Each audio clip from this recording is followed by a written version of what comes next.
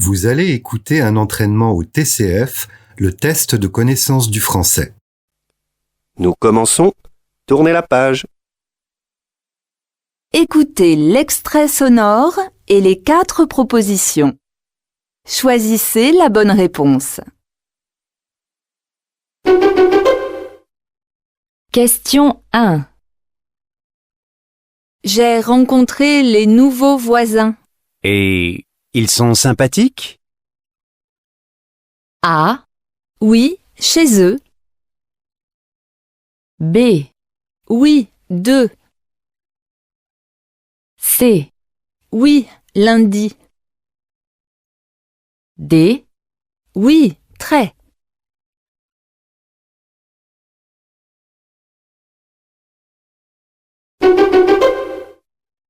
Question 2. Thierry, tu veux aller où ce week-end? A. À la campagne, B. avec mes parents, C. en voiture, D. pour mon anniversaire.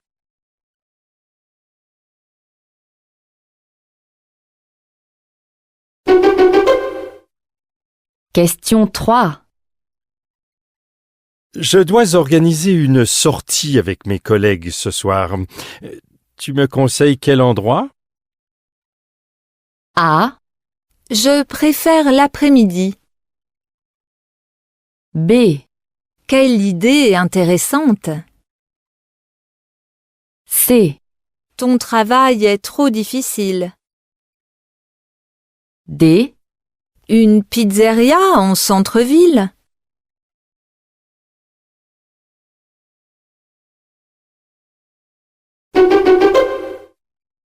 Question 4. Je sais que tu cherches un appartement. Est-ce que tu voudrais vivre en colocation avec moi?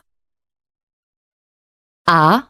Désolé, mon propriétaire n'accepte pas les chats. B.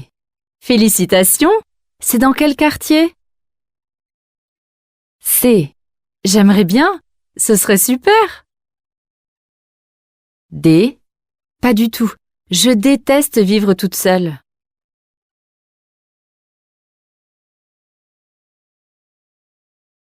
Écoutez le document sonore et la question. Choisissez la bonne réponse.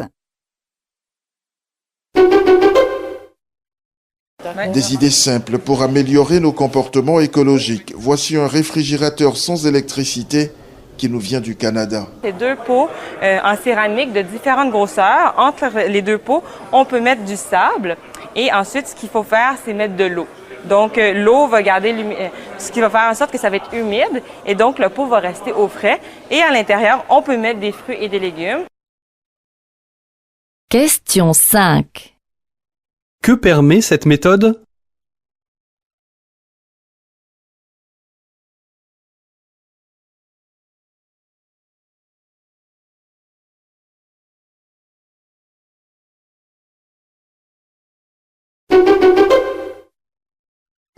Les feux de signalisation sont à l'orange, clignotants, mais ils pourraient très bien être éteints, car ce dimanche matin, ici à Kigali, les véhicules n'ont pas droit de citer. Les rues sont désertées, sauf par ces chaussures multicolores, des Kigaliens qui convergent par dizaines vers le centre-ville pour faire du sport, ensemble.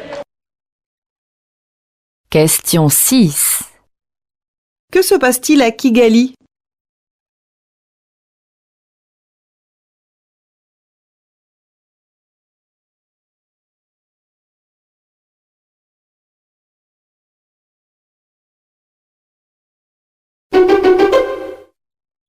Alors, juste avant les repas de réveillon, un dernier petit conseil. Avant, pendant, après, qu'est-ce que vous conseillez?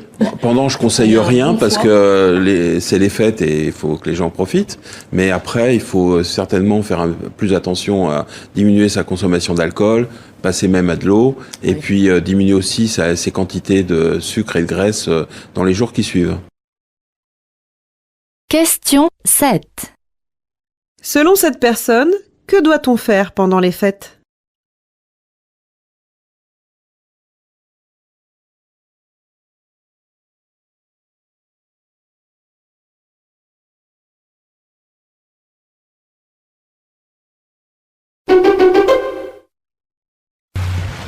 Petit à petit, à mesure que le bateau avançait, l'équipage n'a plus croisé ni dauphins, ni baleines, ni oiseaux. Les animaux ont disparu et laissé place au plastique. Dans cette mer des Sargasses, à 1000 km des côtes martiniquaises, il est partout. Question 8. Que découvre l'équipage?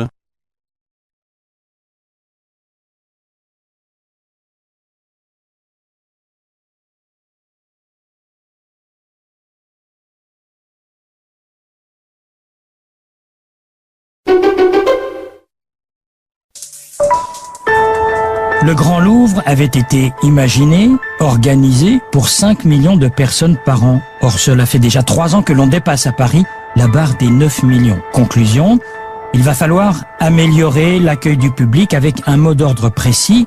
Ce n'est pas tant qu'il faut faire plus, c'est qu'il faut faire mieux, que ce soit dans les files d'attente, dans la billetterie, dans la restauration ou encore dans le système de circulation du public, dans les quelques 404 salles de ce qui est le musée le plus visité du monde.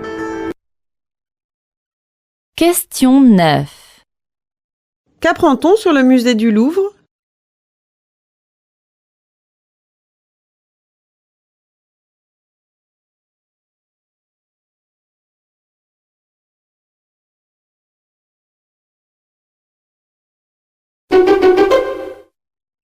Cette œuvre de l'artiste taïwanais Lee Ming-wei est ce qu'on appelle une œuvre d'art interactive. Elle est composée d'une multitude de fleurs fraîches qui baignent dans une espèce de vase horizontal géant.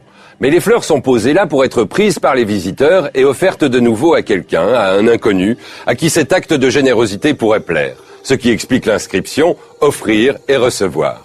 L'artiste est séduit par l'idée que grâce à lui, des inconnus se seront rencontrés et se seront fait des cadeaux. Une blague? Ne vous fiez pas aux apparences. Cette pièce est la critique d'une société où plus jamais rien n'est vraiment gratuit. Question 10. Quelle est l'intention de l'artiste?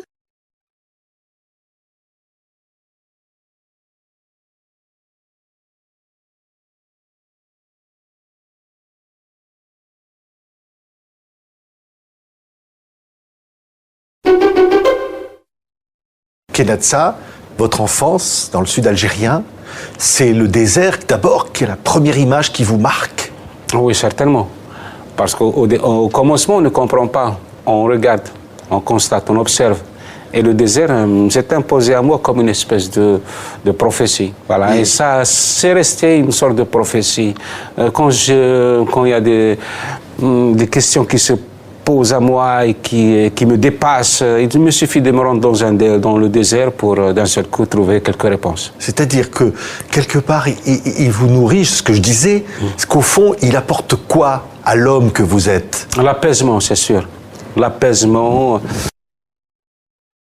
Question 11. Que représente le désert pour cet écrivain?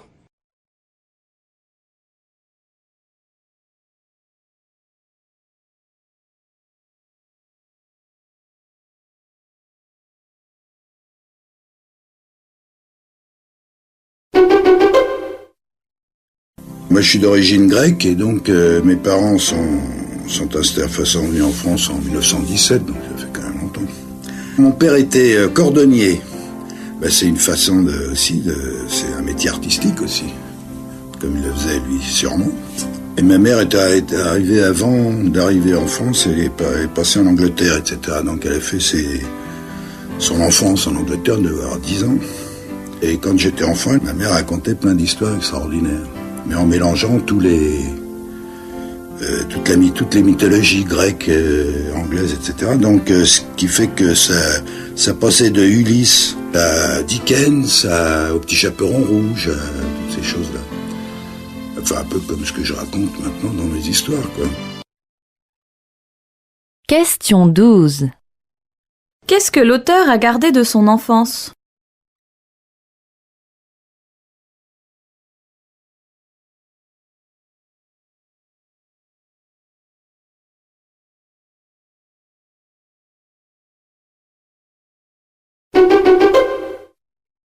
Et on est très sensible à la musique aussi quand on est adolescent. On découvre un peu tout, on se dirige. Enfin, c'est aussi une question d'identité. Il y a un sentiment d'appartenance quand on dit qu'on aime tel groupe, tel chanteur, telle chanteuse. Mais bien sûr, en plus, la musique, c'est une façon de se personnaliser. C'est de montrer aussi son originalité.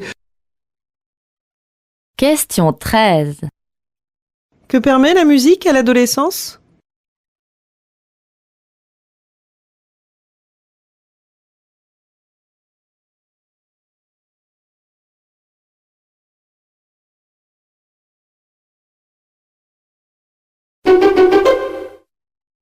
Lina Rothmé ne se contente pas de construire du fonctionnel. Dans cet immeuble asymétrique, chaque étage est agencé de façon à apporter un rapport à la ville différent. Une forme de résistance face à des constructions et des modes de vie standardisés. Dans certains, on a un cadrage bien spécifique dans lequel la ville se transforme comme un tableau, différents tableaux qui viennent habiller l'espace intérieur. Et certains endroits, on est plutôt projeté vers l'extérieur. Question 14. Qu'apprend-on sur l'architecte ?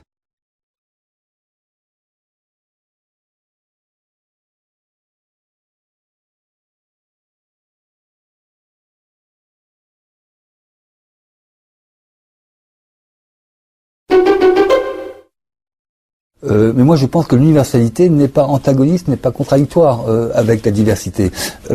Toutes les langues se caractérisent par une évolution, par une fluidité, par un enrichissement progressif, historique. La langue n'est pas quelque chose de figé. Une fois de plus, les expériences des hommes, des peuples, des nations sont uniques et diverses. Et ce qui fait la richesse de la francophonie, c'est cet enrichissement et cette progression continuelle. Question 15. Que dit l'intervenant à propos de la francophonie ?